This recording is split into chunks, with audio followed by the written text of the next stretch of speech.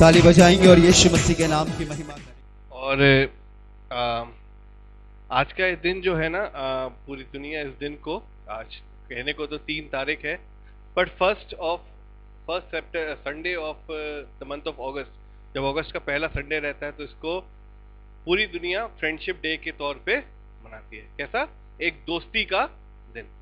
आपके पास बहुत मित्र होंगे, बहुत से दोस्त होंगे, मेरे भी हैं, आपके पास भी बहुत से दोस्त होंगे। आपने शायद बहुतों को सुबह सुबह फ्रेंडशिप डे विश भी किया होगा, but I want to wish you friendship day from my lord side.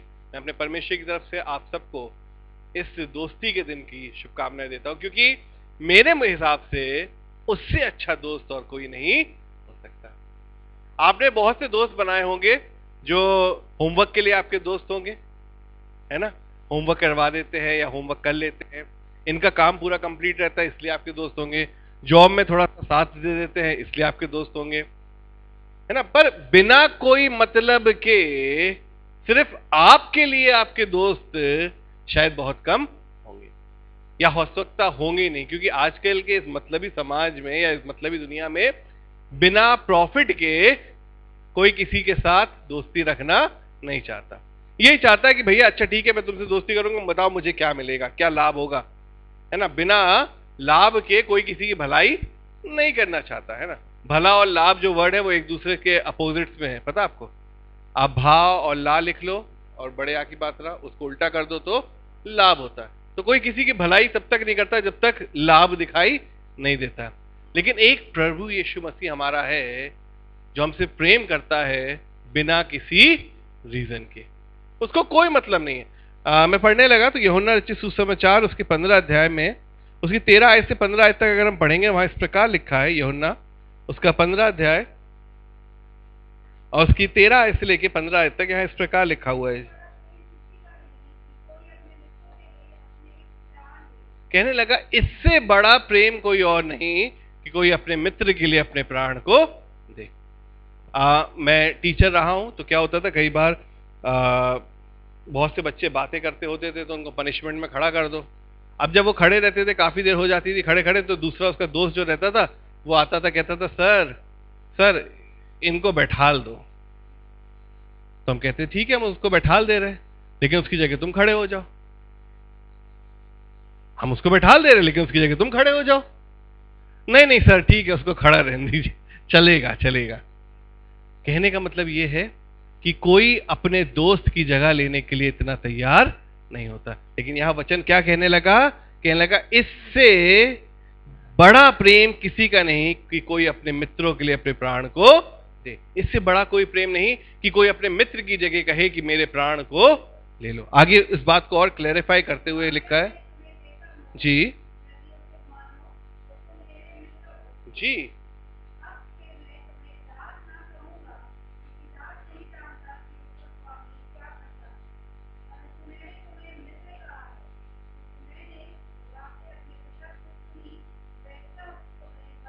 Hallelujah. प्रभु यीशु मसीह यहाँ पे कहता है मैंने तुम्हें दास नहीं कहा। जैसे बाकी सब जगहों पे भगवान को, ईश्वर को बहुत बड़ा माना गया है, लेकिन हमने और प्रभु यीशु मसीह ने हमको अपने आप को ऐसे साबित किया जैसे वो हमारा मित्र है, जिसके साथ आप चल सकते हैं, जिससे आप बात कर सकते हैं, जिसके साथ आप शेयर कर सकते हैं। मुझे बड़ी अच्छी एक बात ये लगती है मेरे प्रभु यीशु मसीह में कि मुझे थर्ड पर्सन नहीं चाहिए है उससे बात करने के लिए। वो मेरे इतने नजदीक हैगा, मुझे जब उससे बात करनी होती है, मुझे जब उससे कुछ कहना होता है तो मैं उससे खुल के बातें कर सकता हूं, क्योंकि वो मेरा मित्र है। क्या लगा, मैंने तुम्हें दास नहीं कहा। दास अगर मान लीजिए स्वामी हो तो दास को बड़ा डर लगेगा, साहब एक बात करनी है आपसे, साहब मैं एक बात बोलना चाहता हूं, बोलूं कि ना बोलूं, साहब आप बुरा तो नहीं मानेंगे। लेकिन दोस्त जो रहता है ना भैया, वो बड़ी फर्क बात रहती है उसमें। दोस्तों से हम वो बातें भी शेयर कर जाते हैं जो बातें शायद हम कई बार अपने माँ बाप को नहीं बताते। अगर कभी आपको लगे कि आपका बच्चा आपसे कुछ छुपा रहा है ना, तो आप थोड़ा सा उसके दोस्त से पूछ के देखिए, उसके दोस्त को सब बातें पता होंगी। क्यों? क्योंकि दोस्त से हम अपने दिल की बातों को खोल के बोल देते हैं। आज परमेश्वर प्रभु यीशु मसीह हमारा वैसा ही मित्र है जो हमारे साथ साथ साथ चलता हैगा। एक ऐसा दोस्त है जिसने ना केवल यहां तक हमारा साथ दिया, जीवन तक, बल्कि जो मृत्यु, हाँ क्रूस की मृत्यु जो मेरे नाम पर थी, वो भी सह ली। इससे बड़ी मित्रता शायद आपको कहीं और देखने को नहीं मिलेगी। एक बार की बात है, एक जहाज था, और वो जहाज जो था वो एक समुद्र में तूफान आ जाता है, उस पे पूरा समुद्र के तूफान में वो जहाज टूट जाता है, और सिर्फ 2 लोग बचते हैं उसमें, 2 दोस्त बचते हैं उसमें, और एक ऐसे आइलैंड पे, एक ऐसे टापू पे वो आ जाते हैं जहां पे कुछ भी नहीं था। तो वो कहते हैं कि अब यहाँ पे टापू पे पहुंच गए, अब यहां से बचने का क्या तरीका है, कुछ तरीका नहीं है, अब क्या करें। तो कहते हैं एक काम करो, इसको टापू को हम आधे आधे हिस्से में बांट लेते हैं। और दोनों जन क्या करते हैं, उस टापू को, उस आइलैंड को 2 हिस्सों में बांट लेते हैं। कहते हैं अब तुम प्रेयर करना अपने लिए और मैं प्रेयर करूंगा अपने लिए, और देखते हैं किसकी प्रेयर ज्यादा सुनाई पड़ती है। अब क्या होता है कि ये एक जन जो पहला दोस्त था वो प्रेयर करता है, और अगले दिन वो खाना चाहिए था, सबसे बड़ी रिक्वायरमेंट, तो अगले दिन उसके पास एक उसको पेड़ दिखाई देता उसके एरिया में जिसमें खूब अच्छे अच्छे फल लगे हुए थे। वो कहता वाह वाह वाह, मेरी प्रार्थना सुन ली गई। बढ़िया फल खाता है, कहता ये तो ऐसा ही है, इसकी प्रार्थना नहीं सुनी गई, इसको नहीं दूंगा मैं इसमें से एक भी फल। क्यों? क्योंकि ये अच्छा इंसान नहीं है, इसकी प्रार्थना नहीं सुनी गई। अगले दिन कहता है यार मैं बहुत अकेला हूं, एक ऐसा हो खुदा कि मेरे पास कोई साथी हो। अगले दिन एक नाव और क्रैश करती है, और एक लेडी जो है वो उसी की तरफ आ जाती है, उससे शादी करता है, बीवी बन जाती है उसकी। अब वो अकेला भी नहीं था, कहता ये इंसान बिल्कुल बकवास है, इसकी कोई प्रार्थनाएं सुनी नहीं जाती, देखो मेरे पास तो इस जगह पे परमेश्वर ने बीवी भी भेज दी। अगले दिन कहता है यार अब बीवी हो गई, लेकिन यहां रहना अच्छा नहीं, अब तो मैं वापस अपने चलता हूं, तो खुदा मेरे लिए एक नाव का इंतजाम कर दो। और अगले दिन उसके तट पे एक नाव आ जाती है, और वो दोनों बैठ के उस पर जाने को तैयार होते हैं। कहते हैं इसको नहीं ले जाएंगे। क्यों नहीं ले जाएंगे? क्योंकि ये अच्छा इंसान नहीं है, इसकी प्रार्थना सुनी नहीं जाती है। इतने में परमेश्वर की आवाज आती है, बेटा अपने दोस्त को क्यों नहीं ले जा रहे हो? वो कहता अरे परमेश्वर, इसको क्यों ले जाऊं मैं, ये तो अधर्मी इंसान है, तभी तो आप इसकी कोई प्रार्थना सुन नहीं रहे। उसने कहा बेटा वो ना होता तो तुम्हारे पास आज कुछ ना होता। वो कहता क्यों? कहता उसकी प्रार्थना सिर्फ ये थी कि जो मेरा दोस्त मांग रहा है पिता, वो प्रार्थनाओं को पूरी करता चला जा। उसने सिर्फ यही मांगा कि जो मेरा दोस्त मांग रहा है पिता, उन प्रार्थनाओं को पूरी करता चला जा।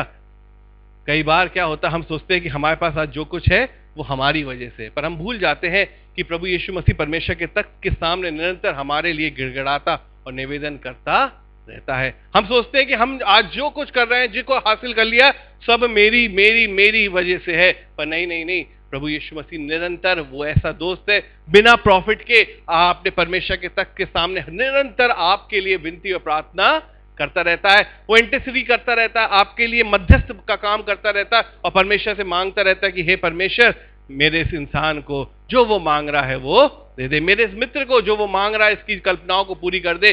और खुदा के लोगों, उस मित्र को हम कई बार भूल जाते हैं। पता है, जब जीवन में सब कुछ बड़ा अच्छा चलता है ना, तो हम प्रभु यीशु मसीह को भूल जाते हैं, उस दोस्त को अपने भूल जाते हैं। मैं सोचने लगा एक बार क्या हुआ, यीशु मसीह नाव पर अपने चेलों से कहने लगा आओ हम पार चले। और जब उसने कहा आओ हम पार चले, तो जब झील में वो नाव चलने लगी तो मुझे लगा सबके सब तो मछुआरे थे ज्यादातर, तो वो अपनी अपनी बातों में लग गए होंगे, कहने लगे अरे पता है वहां पे हमने उस दिन इतनी मछली मारी थी, वहां गए थे, वहां पे इतने बड़े बड़े सॉल लगे थे, बड़ी बड़ी बातें कर रहे होंगे सब। और धीरे धीरे धीरे धीरे ध्यान ही नहीं रहा कि यीशु मसीह भी तो नाव में बैठा हुआ है। अपने उस मित्र को कई बार जब सब कुछ अच्छा रहता है हम भूल जाते हैं। और यीशु मसीह ने अब क्या कोई ध्यान ही नहीं दे रहा है, तो उसने क्या किया, वचन बताता है कि वो सो गया। और उसके बाद क्योंकि अब भैया बोर हो रहा था ना, उससे उसको क्या पता मछली मारने के बारे में, उससे क्या बात कर रहा है, वो तो मनुष्य को पकड़ने आया था, मछली पकड़ने थोड़ी ना आया था। तो यीशु मसीह सो गया। उसके बाद वचन बताता है कि लहरें उठने लगी और तूफान आने लगा, और चेलों को याद आया कि अच्छा यीशु मसीह तो सो रहा है। जब तक लहरें नहीं उठती हैं, जब तक तूफान नहीं आता है, हम अपने दोस्त को भूल जाते हैं। तो अब उन्हें याद आया, अरे कोई जाओ यीशु मसीह को उठाओ। और हम भी अपने जीवन में कई बार भूल जाते हैं और यीशु मसीह को ऐसा ही सोता हुआ छोड़ देते हैं। सोचते हैं सब कुछ अच्छा है, एवरीथिंग इज हॉन्की डोंकी, एंड हमें कोई चिंता नहीं है कि सब बढ़िया चल रहा है। इसीलिए जीवन में कई बार तूफान और उतार चढ़ाव आते हैं, ताकि आपको याद रह सके कि एक आपका मित्र है जिसको शायद आप भूल गए हो या सोता हुआ छोड़ दिया है। तब यीशु मसीह खड़ा होता है और आंधी को डांटता है, तूफान से कहता है शांत रह, पानी से कहता है थम जा, और सब बड़ा चैन हो जाता है। तब वो कहता है, हे अल्पविश्वासियों, मैं कब तक तुम्हारे संग रहूंगा। खुदा के लोगों, कई बार हम अपने प्रभु यीशु मसीह को बारे में भूल जाते हैं, अपने उस दोस्त को भूल जाते हैं, और भूल जाते हैं कि उसने हमारे लिए क्या क्या किया है। भूल जाते हैं कि जो सजा मेरे लिए थी वो सजा उसने अपने ऊपर उठा ली। हम भूल जाते हैं कि जो जो जो ताड़नाएं मुझको सहनी चाहिए थी वो सब कुछ उसने अपने ऊपर सह लिया। हम भूल जाते हैं कि मेरे दोस्त ने इस दोस्ती के लिए किस कीमत को चुकाया है। आज मैं आपको उस दोस्त से मिलाना चाहता हूं जो दोस्त इस दुनिया में कोई और दूसरा नहीं हो सकता। मैं उस दोस्त से आपको रूबरू कराना चाहता हूं जिस दोस्त ने आपके और मेरे लिए अपना सब कुछ दे दिया। उसका प्यार जो है उसकी कोई सीमाएं नहीं है। वो जब प्यार करता है ना तो इतना प्यार करता है, एक गीत गाने वाले ने लिखा है, प्रेम इतना किया कि हद कर दी। मैं सोचने लगा जब वो गीत लिखने वाला शब्द ढूंढ रहा होगा तो सोच रहा होगा किस शब्द से परमेश्वर के प्रेम की तुलना करूं। उसको कोई शब्द नहीं आया, उसने कहा प्रेम इतना किया कि हद कर दी। मतलब इसके आगे तो कुछ और हो ही नहीं सकता है, इससे आगे तो हम बयान ही नहीं कर सकते। जब उसको कोई शब्द नहीं मिले उसने कहा हद कर दी, इससे ऊपर कुछ और नहीं हो सकता है। उसका प्रेम ऐसा है। एक गीत का और लिखने वाला कहता है, पुराना इंग्लिश हिम है, O what a friend we have in Jesus. Hindi में वो है, यीशु कैसा दोस्त है प्यारा। हम सब ज्यादातर उस गीत को जब कोई मर जाता है तब गाते हैं, है ना। हम सोचते हैं जब ये मरा हुआ ऊपर जा रहा है, इसकी रूह जा रही है, वही दोस्त होगी यीशु मसीह की। नहीं नहीं नहीं, हमें हमेशा उस गीत को गुनगुनाते रहना चाहिए ताकि हमें याद रहे कि यीशु कैसा दोस्त है प्यारा। क्या है? दुख और बोझ उठाने को। ओ क्या उम्दा वक्त हमारा बाप के पास फिर जाने को। कब हम खुदा के पास उसकी नजदीकी में जाते हैं? जब हम अपने आप को खुदा का दोस्त, उसका हम सफर बनाते हैं। पता है, आपको लगेगा प्रभु यीशु मसीह आज तो हमारे साथ नहीं है, हमें इधर उधर दिखाई नहीं देता, पर अगर आपको याद हो तो प्रभु यीशु मसीह ने अपने जाने से पहले कहा कि मैं तुम्हें अकेला नहीं छोड़ूंगा, बल्कि तुम्हें एक सहायक दिए जाता हूं। He has given us a friend in the form of Holy Spirit। एक ऐसा दोस्त, एक ऐसा कंफर्टर, एक ऐसा सहायक। सहायक वर्ड से अच्छा वर्ड इंग्लिश का वर्ड है कंफर्टर। और उस कंफर्टर का वर्ड है कि जब जब तुम परेशान होते हो, निराश होते हो, दुख तकलीफ में होते हो, उस समय तुम्हें संतावना देने वाला, तुम्हें सहारा देने वाला, तुम्हें कंधा देने वाला, मतलब वो वाला कंधा नहीं, जब आप परेशान होते हो तो आपके जिस कंधे पे सर रख के रो सकते हैं, वो कंधा देने वाला पवित्र आत्मा आपको देके गया है, आपकी सहायता के लिए आपके साथ दिया है। और वो पवित्र आत्मा हमको कभी नहीं छोड़ता हैगा। वचन बताता है, कहता है पवित्र आत्मा कभी भी हमारे पास से दूर नहीं जाता। कई बार हम अपनी गलती की वजह से पवित्र आत्मा को शोकित कर देते हैं, लेकिन पवित्र आत्मा कभी हमें छोड़ता नहीं है। अगर आपको कभी पवित्र आत्मा ने टच किया है, अगर कभी पवित्र आत्मा ने आपको छुआ है, तो उससे बेहतर एहसास आपने जीवन में कभी और हासिल नहीं किया होगा।